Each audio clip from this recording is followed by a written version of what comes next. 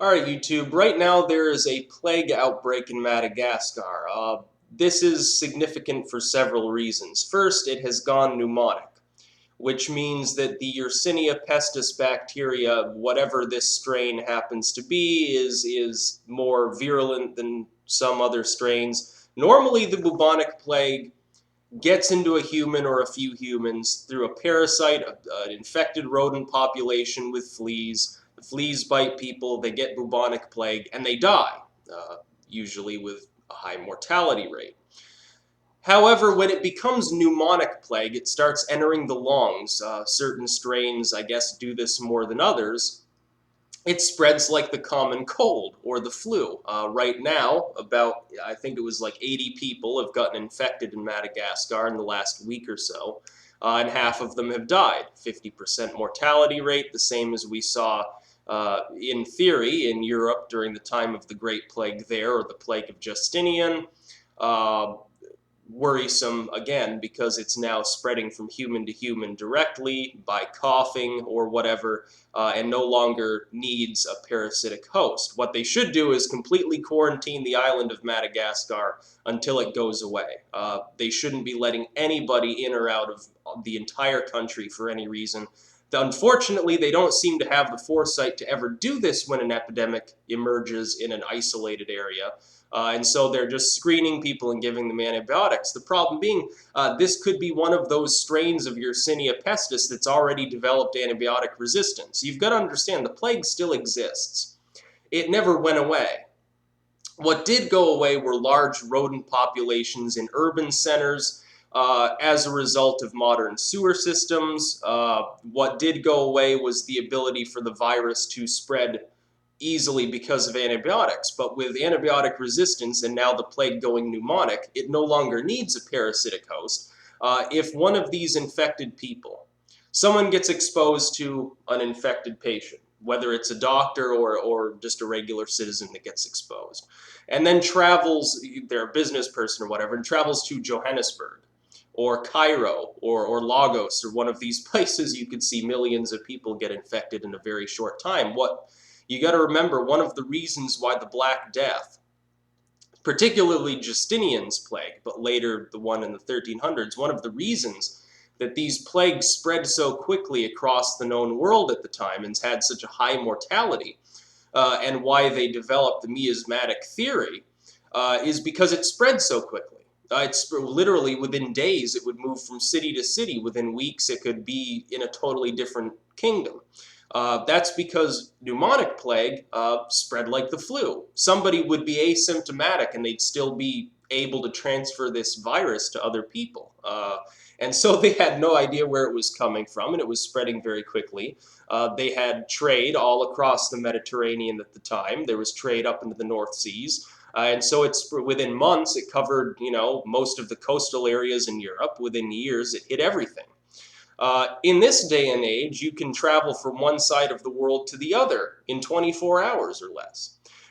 So if it does leave Madagascar and hits a large urban center, what you could see is that the medical community, which is used to dealing with sporadic outbreaks at best, gets overwhelmed by suddenly hundreds of thousands of cases. There wouldn't be enough antibiotics. And people that I've already spoken to about this, they're saying, well, this is Madagascar. It's a third world country. Things are unclean there. There's lots of rats and stuff.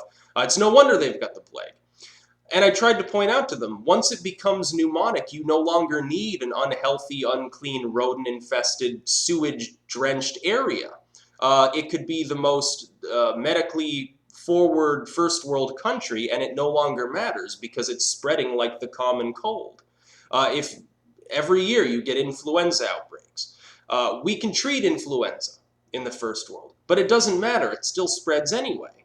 Even with vaccinating people, giving them antibiotics, antiviral drugs, giving them all sorts of treatment, managing symptoms with other, ways of doing it if their symptoms are quite severe, their lungs are filling with fluid or whatever.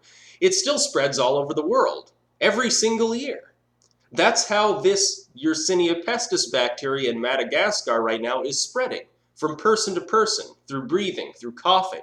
It, again, no longer needs that parasitic host that usually relegates it to the third world. There are certain areas in the United States where there are plague cases. There were 4 cases of plague this year in the United States. And it never became an epidemic because you get one person who's infected and you identify the person infected. Unless it's gone pneumonia, they're really not a risk to other people. You simply have the doctors treat them. And you try not to get, bubo juice all over your hands. Once it becomes pneumonic, it's a different situation. What would be even worse is if it also goes septicemic and starts liquefying people who are infected so their organs just literally fall apart and start slopping out of both orifices. But I found it funny that I mentioned weeks and weeks ago about Comet Ison and the fact that it could coincide with a certain 333 and or 666 year cycle with comets that heralded other outbreaks of plague, which were particularly drastic and probably were pneumonic plague. I mean, other than pneumonic plague, there's no way to explain how quickly the Great Plague, the Black Death, actually spread. It couldn't have spread that quickly if it was just regular bubonic plague. I pointed that out weeks ago, and a lot of people were incredulous and said, well, that's just it's just nonsense. But here we are. Now there's a pneumonic plague outbreak in Madagascar. Do I think they're related? Maybe, probably not. But still, this is a bad scenario if it leaves Madagascar. This is an island. It's isolated. It's third world. It's got quite a few problems anyway, so it's not a huge surprise that the plague would have an outbreak there.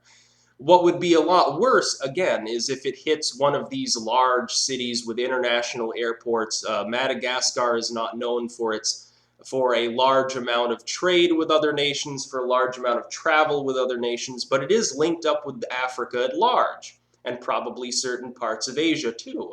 They have a capital like any other country. Even Nepal would have an international airport.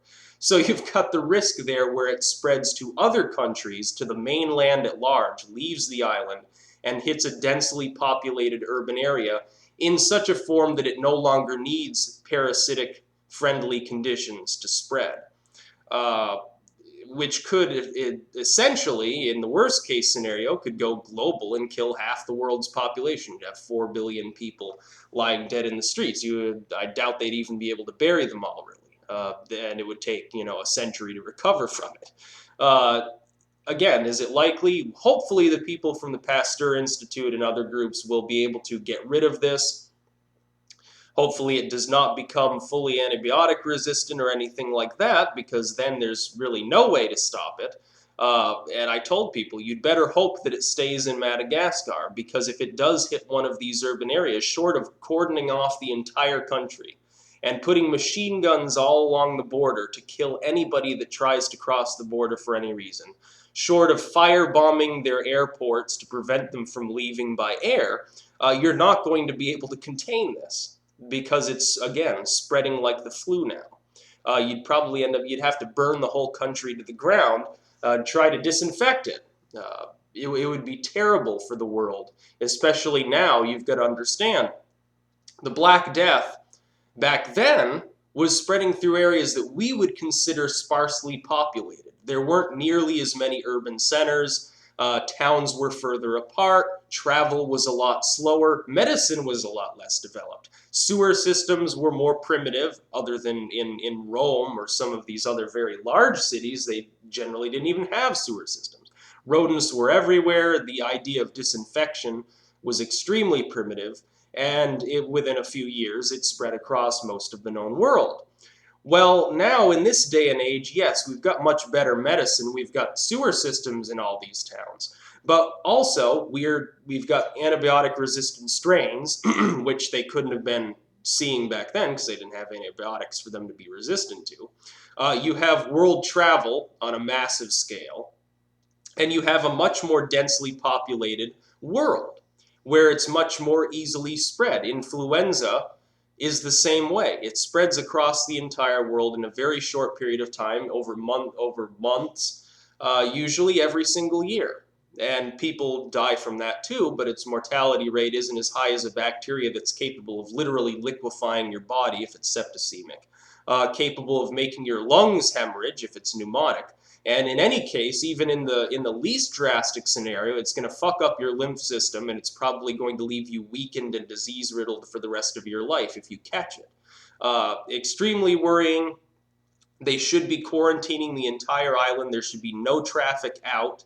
And what traffic in should be people bringing supplies, staying there, and then leaving as quickly as possible and not going into any towns or cities. That's what they need to do for such a virulent outbreak. And again, link in the description. Um, and hopefully it stays in Madagascar. Peace out.